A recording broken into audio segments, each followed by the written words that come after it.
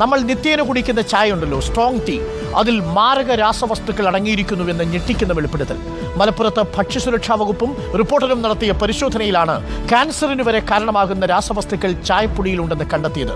അപ്പോൾ ഇടയ്ക്ക് ചായ കുടിക്കാൻ തോന്നിയാൽ സ്ട്രോങ് ടീ വേണമെന്ന് പറയുമ്പോൾ അത് കൃത്യമായും കമ്പനി തേയിലയാണ് എന്ന് നിങ്ങൾ ഉറപ്പുവരുത്തണം. എങ്ങനെ ഉറപ്പുവരുത്താൻ പറ്റും? പുറത്തുനിന്ന് ചായ കുടിക്കുമ്പോൾ സൂക്ഷിക്കണം.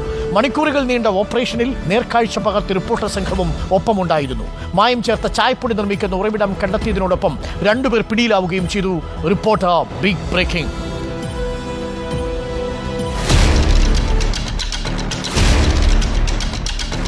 രണ്ടു നേരവും ചായ കുടിക്കുന്ന ശീലമുണ്ടെങ്കിൽ കരുതിക്കോളൂ, ചായപ്പൊടിയിലും അപകടം പതിയിരിക്കുന്നു.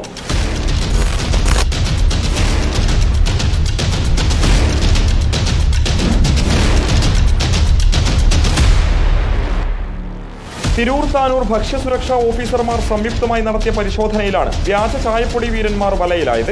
ജില്ലയിലെ തട്ടുകടകളിൽ കഴിഞ്ഞ മാസം ഉദ്യോഗസ്ഥർ നടത്തിയ പരിശോധനയാണ് സംഭവങ്ങളുടെ തുടക്കം.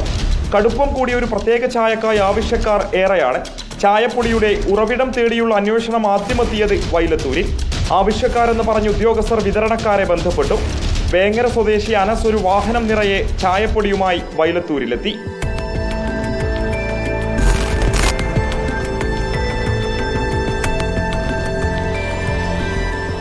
ഒറ്റനോട്ടത്തിൽ കണ്ടാൽ കടകളിൽ ലഭിക്കുന്ന ചായപ്പൊടിക്ക് സമാനം.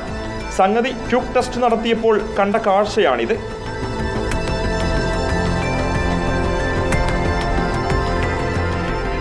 മുഖ്യ സൂത്രധാരന്റെ പേരോ അഡ്രസ്സോ പറയാൻ അനസ് തയ്യാറായില്ല. കൽപ്പകഞ്ചേരി പോലീസിന്റെ സഹായത്തോടെ നമ്പർ എടുത്ത് നേരെ വെങ്ങാട്ടേക്ക് പുറപ്പെട്ടു. MSc കെമിസ്ട്രി പൂർത്തിയാക്കിയ വെങ്ങാട് സ്വദേശി ആഷിഖായിരുന്നു മായം ചേർത്ത ചായപ്പൊടിയുടെ ബുദ്ധികേന്ദ്രം. വിഷപ്പൊടി നിർമ്മാണത്തിനായി ആഷിക്ക് പഴയ ഒരു വീട് തന്നെ ഗോഡൌണാക്കി മാറ്റിയിട്ടുണ്ട്. കെട്ടുകണക്കിന് ചായപ്പൊടി കവറുകളിലാക്കി വെച്ചിട്ടുണ്ട്.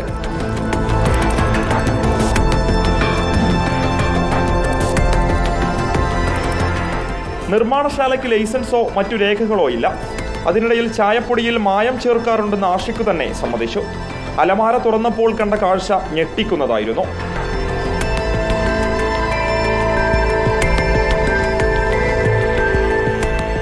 ഗോഡൌണിൽ നിന്നും 100 കിലോ മായം ചേർത്ത ചായപ്പൊടി ഉദ്യോഗസ്ഥർ കണ്ടെടുത്തു.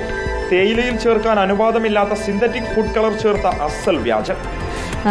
ഇതിൽ ഒരിക്കലും തേയിലയിൽ ചേർക്കാൻ അനുവാദം ഇല്ലാത്ത സിന്തറ്റിക് ഫുഡ് കളർ ചേർത്തതായി കാണപ്പെട്ടു. അതുപോലെ തന്നെ ഇവിടുന്ന് ചേർക്കുന്ന കൃത്രിമ നിറവും ഞങ്ങൾക്ക് ഇവിടുന്ന് ലഭിച്ചു.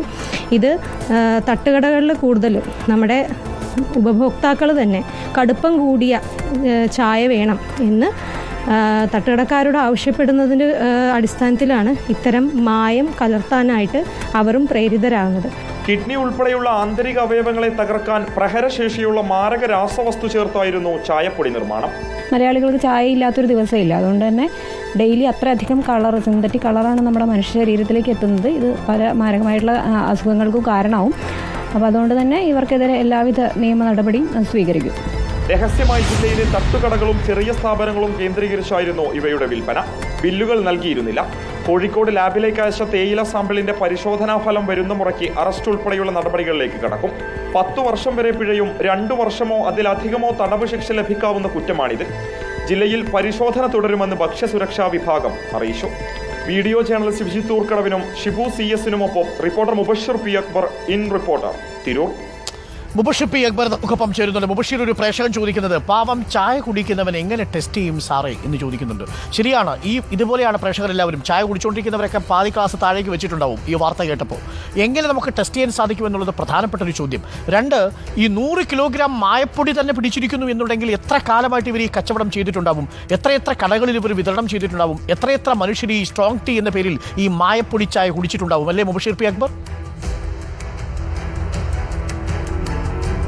തീർച്ചയായും ഡോക്ടർ അരുൺകുമാർ, കഴിഞ്ഞ 1 വർഷമായി ഒരു മേഖലയിൽ വ്യാജ ചായപ്പൊടി നിർമ്മാണത്തിൽ ഈ ഒരു വ്യക്തി ഏർപ്പെട്ടിരുന്നു എന്നാണ് നമുക്ക് ഭക്ഷ്യസുരക്ഷാ വിഭാഗത്തിൽ നിന്ന് മനസ്സിലാക്കാൻ സാധിക്കുന്നത്. MSc കെമിസ്ട്രി പൂർത്തിയാക്കിയ ബിരുദാനന്തര ബിരുദധാരിയായ വേങ്ങാട് സ്വദേശിയായ ആഷിഖായിരുന്നു ഈ ഒരു വ്യാജ ചായപ്പൊടി നിർമ്മാണത്തിന്റെ മുഖ്യ സൂത്രധാരൻ. കഴിഞ്ഞ മാസം ജൂൺ 21-നാണ് ഈ ഒരു സംഭവങ്ങളുടെ തുടക്കം. സംസ്ഥാനത്ത് ഏറ്റവും അധികം തട്ടുകടകൾ സ്ഥിതി ചെയ്യുന്ന ജില്ല കൂടിയാണ് മലപ്പുറം. ആ വിധത്തിൽ തട്ടുകടകൾ കേന്ദ്രീകരിച്ച് ഭക്ഷ്യസുരക്ഷാ വിഭാഗം തിരൂരിലെയും താനൂരിലെയും ഉദ്യോഗസ്ഥർ നടത്തിയ ഒരു പരിശോധനയിൽ ഒരു പ്രത്യേക കടുപ്പം കൂടിയ ചായക്ക് വേണ്ടി ആവശ്യക്കാർ ഏറി വരുന്നതായി ഉദ്യോഗസ്ഥർ കണ്ടെത്തുന്നു. ഈ ഒരു അന്വേഷണമാണ് ഈ ഒരു സംഘത്തിലേക്ക് എത്തുന്നത്. ഇന്നലെ ആദ്യഘട്ടത്തിൽ വൈലത്തൂരിൽ ഇതിന്റെ ആവശ്യക്കാർ എന്ന് പറഞ്ഞുകൊണ്ട് ഉദ്യോഗസ്ഥർ ഇതിന്റെ ആളുകളെ സമീപിക്കുകയായിരുന്നു.